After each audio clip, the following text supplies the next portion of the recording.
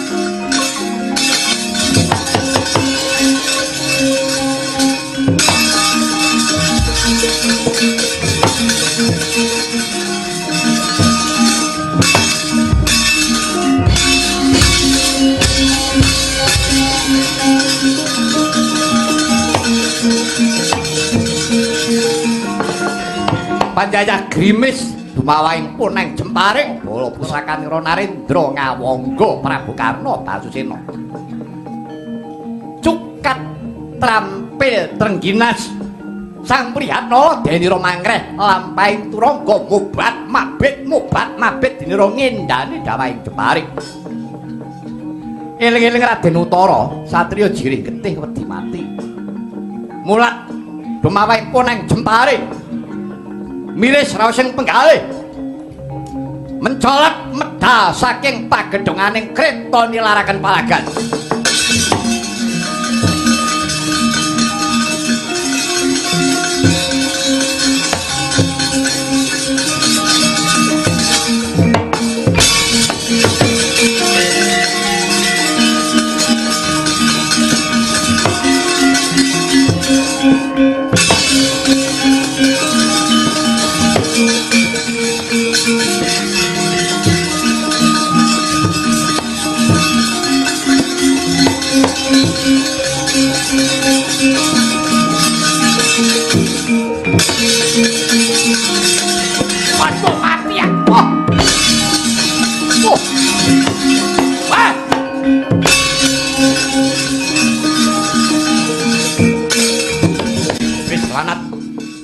Riyadala wonten dawuh anggepmu apa kowe anggepmu apa kowe wani njambak rikmaku nganti meh tiba kelenggak kowe kuwi lagi diwenehi kapercayan ngusir wae kementus gedhe dasmu kowe nyamah karo Raden Utara Raden sampun klentu penampi anggen kula tumindak kados ngaten menika labet anggen kula ngreksa kawibawan paduka ing atasipun jumeneng dados senopati. Piye? Ngreksa kawibawan? Ngreksa kawibawan iki jambak rambut nganti aku meh kelumah ngono kuwi. Iya. Panjenengan keblinger utekmu kowe. Mangger piye? Nalika panjenengan kawisuda dados senopati ning negari, mawi dipun sumpah menapa mboten? Lah ya nganggo sumpahipun kados pundi sumpahing senopati. Aku isih kelingan. Sepisan Senopati kudu percaya marang Gusti kang akarya jagat. Kaping pindhone satriya kudu wani ngetokake jiwa raga. Toh sing balung werting kulit kudu diudhokake ana madyaning palagan. Ora wedi mati. Menika menapa saestu? Lho kuwi tenan. Lah kenging menapa panjenengan menika majeng wonten palagan. Dereng ngantos gogrok wulunipun, dereng ngantos beset kulitipun kok sampun melajeng. Wa kasatriyan panjenengan wonten pundi? Kusik. Perang ya perang, kendel ya kendel kudu nganggo petung. Sawangen. Ora urung iso nyawang to. Galuh. Prajurit Ngastina wis pirang-pirang. Apal ora karo tandha-tandhane gendera. Galuh. Gendera kuning gambare sirah gajah genderane Prabu Duryudana. Ana meneh gendera rupane biru langit. Ene gambare segara muncar kae genderane Pendhita Takanda Begawan Bisma. Ana meneh gendera sing rupane ijo pupus gambare Gendhewa Pinenthang kae genderane Pendhita Durna. Eneng gendera abang bergadak gambare sirah buta candha birawa genderane Ratu Mandaraka Prabu Salya.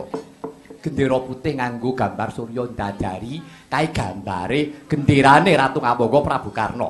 Gendera gambar yoker kae teke sekuni.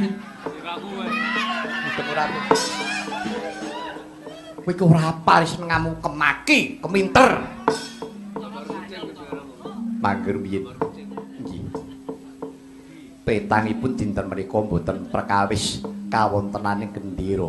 Tancepe gendera kae ora-orane isine wong 500. Kae tancepe gendera pira? Wis saiki ngene bae. Kritane gawe bali. Ayo bali nyang kedaton. Menawi panjenengan badhe wangsul kula ing mboten angsal. Lho, anggepmu apa? Kok kowe mambengi karo aku? Pangkatmu ki apa? Mboten metang pangkat. Wonten paprangan ora eneng anak ratu. Wontenipun namung wani. Apa wedi? Nek sampeyan wedi, gentos kula aturi ngusir kula ing dados senopati. Moh, aku ngusir.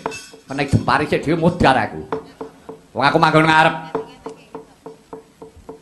Kantun menawi panjenengan mboten kersa budi tak sembadani bangga tak rangkungi. Lho, war nyoba kaprawiran karo aku. Wah, bagus kowe. Bagus kowe kendel kowe. Serep nyawamu kowe.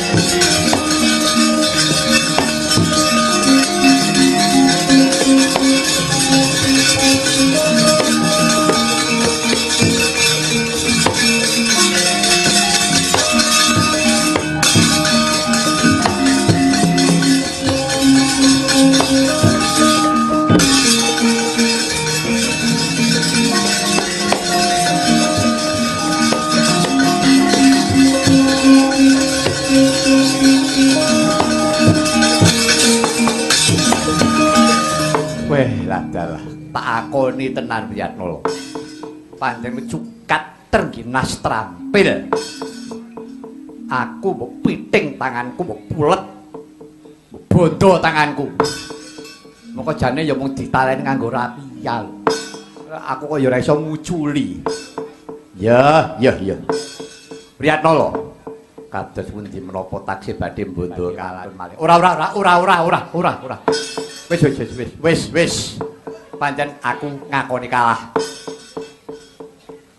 Ning iki kok malah nyang pinggir ngalas iki. Kretane mbok gawa rene. Iki karepmu kepiye? Inggih Raden nyuwun pangapunten menawi anggen kula. Tumandang menika wau. Kula bandhangaken kreta menika wonten tepining wana. Kula badhe mendhet simpenan kula rumiyin. Piye? Kula badhe mendhet simpenan kula rumiyin. Wene kene nyimpen. Inggih. Ayo apa elek? Mangke panjenengan badhe priksa piyambak. Manggone ning endi? Menika wonten pelagara ing Randu Alas menika. Lho, putih-putih genteyong kae. Inggih. Kaya ngono tembok arani simpenan. Terus mangke panjenengan badhe priksa piyambak. Ya wis nek pancen mengkono ndang udono, apa isine? Nyuwun tulung panjenengan ingkang kedah menek. Ya aja banget to. Aku teh wong kalah kok digarap suwiyah-wiyah. Anak ratu yahene kok kon penekan. Pilih perang apa pilih menek? Pilih menek. Monggo kula aturi mundhut ya. Kaya ngene dadi wong kalah ya. Wis tak jupuke.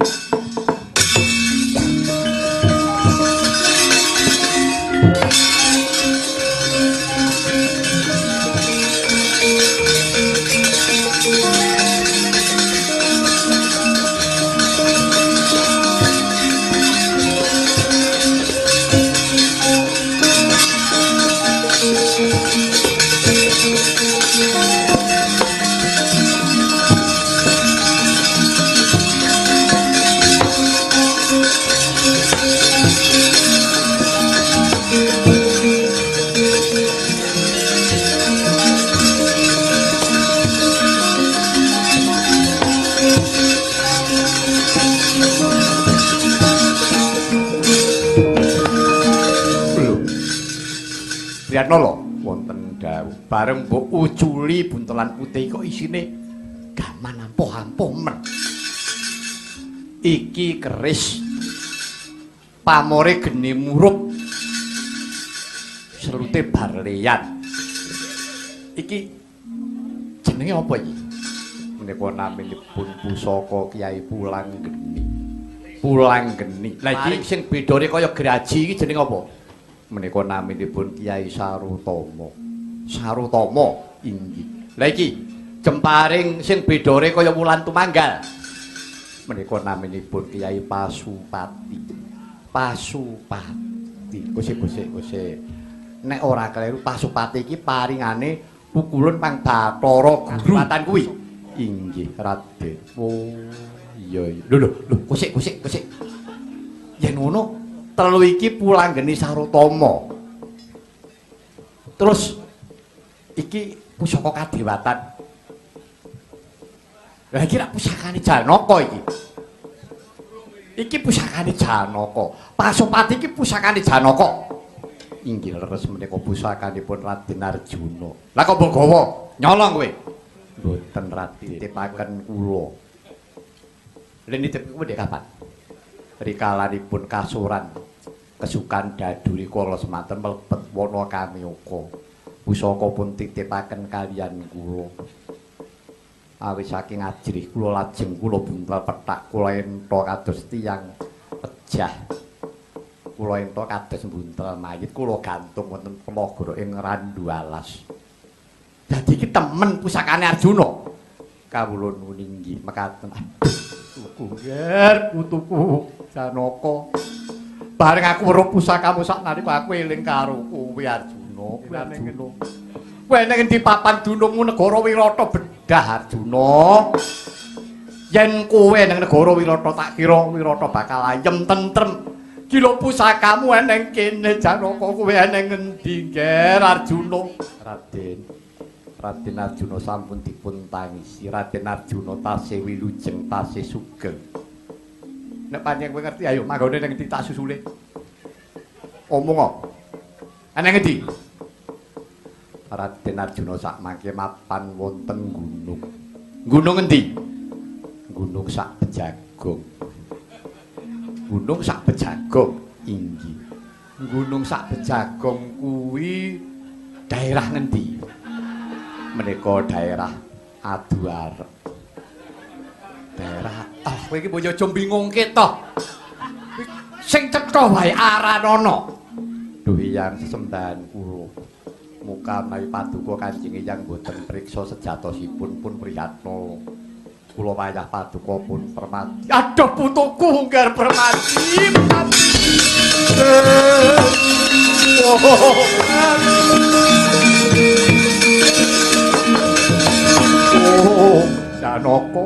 Janaka aku wis krasa wiwit mau. Nalika kowe mbondo tanganku ing atase tanganmu cilik-cilik kaya mengkono mbondo tanganku kok set nalika rampung. Aku mbok uncake nang jero kereta mak glodhak tenger-tenger kaya kethek ketulup. Aduh. Oh, Arjuna jebul kowe. Aduh. Iya. Janaka saiki aku pitaya karo kowe Arjuna. Kanjeng Hyang namung penyuwun kula taksih sedinten menika anggen kula umpetan sesinglon kula aturi mirapet perkawis menika iya aku bisa ngerti sing mbok karepake wis aku percaya sak wutuhe rampung ana perkara iki inggih kula nyuwun pangestu ya tak pangestoni nggih Permadi wis iki kretane do gawa ra iki mboten sampun kula badhe ndarat ya muga-muga lanang juritmu nggih Prihatna.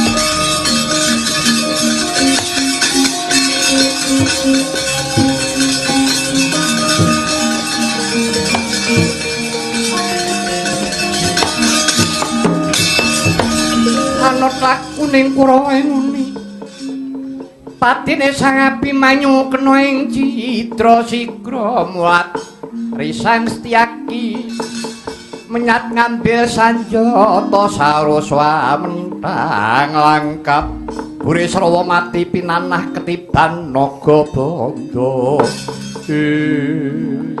keterangane wong Wirata jireh getih wedi mati ora wani ngetoni nyang palagan. Woh apa anake Ratu Wirata? Seta Utara Wirajangka. Iki kok malah ketokake wong Pandu. Wong Pandu, sapa kowe? Di dalem kraton Wirata Wrihatna kekasih. Wrihatnala. Ya kowe sapa? Nata Kamoga Prabu Karna Basusena. Aja kowe sing maju ngamis-amisi lho. Yen perlu Ratu Wirata kon katon tanding karo aku. Aja nyumbari Sang Prabu Maswapati Narendra ingkang sepuh. Aku wae ayana. Lho, kowe wong Pandu arep perang. Ya sakarepmu dadi tak ladeni. Bagus. Bagus. Tebak diadamu pecah cetekon dosa.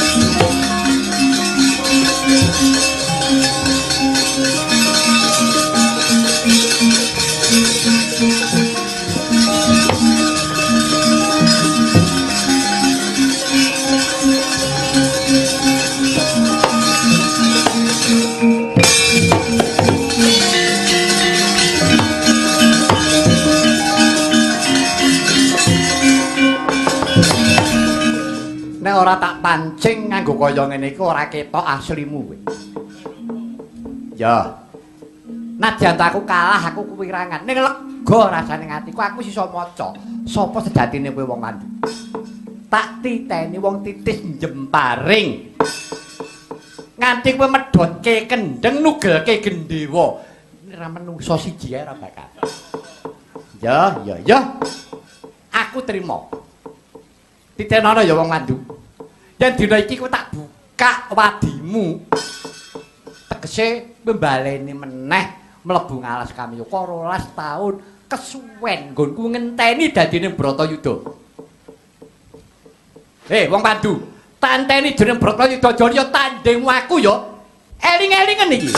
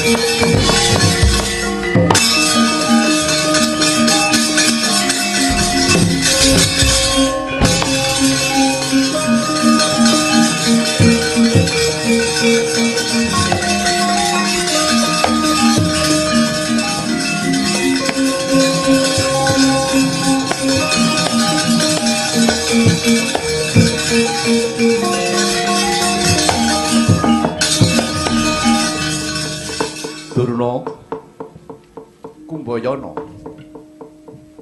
Durna Begawan Durna monggo kula dherekaken nyandi oh wis pendhita kok ora betah melek anu nembe karipan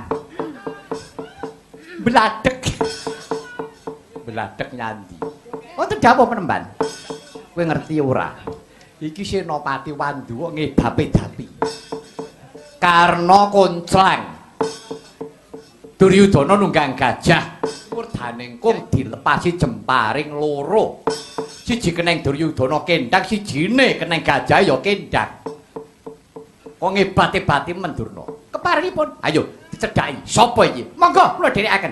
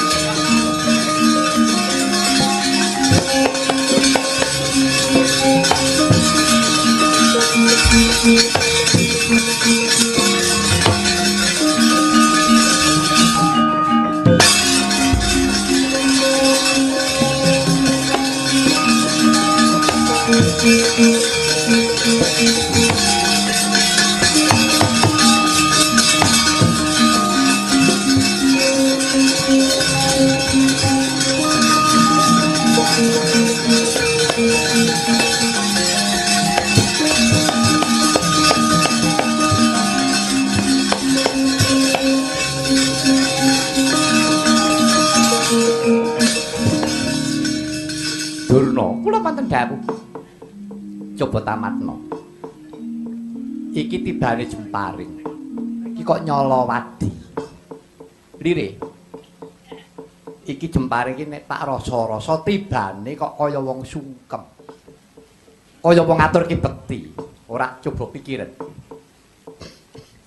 Iki jemparing iki ana karepe apa pancen jemparing iki kesasar? Wah, lajal. Wis. Cengenge sawangan iki. Iki jemparing kesasar apa ana karepe? Alah panjenengan iki kaya dadak takon lho.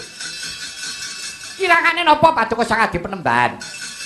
Jemparing kados ngaten menika wonten salah satunggiling putra wayah ngaturaken sungkem reh ning menika wonten paperangan dipun suli mawi jemparing ngaten lho Penemban. Mongko ingkang saking lepasaken jemparing menika ngaten menika kejawi namung murid kula. Menika ingkang wayah pun Ki ngapa ta ya? Rasa mbok omongke aku wis ngerti. Wis ngerti kok takon. Ngewuhke sampean niku. Durna, kula mboten dawuh. Rasaku kok iki wis nyaketi para Pandhawa ki luwar saka penandang. Nah, cobi kula ningali cathetan kula rumiyin. Menika notes kula menika lah iki, Mbok. Lho, menika pengenget-enget. Rikalanipun Pandhawa Kurawa kesukaan dandu. Ngantos mriki kula eteng terus. 12 warsa sampun tuntas kawimbuhan setunggal taun sesingit menika sampun paripurna nggih dinten menika kedahipun. Lho ngono inggih. Ajeng ngono bebayane iki. Keparengipun wis aja dibacutake, aja dibacutke. Disawang saka kaduan. Sapa sejatine sing nglepaske jemparing iki? Monggo Penemban.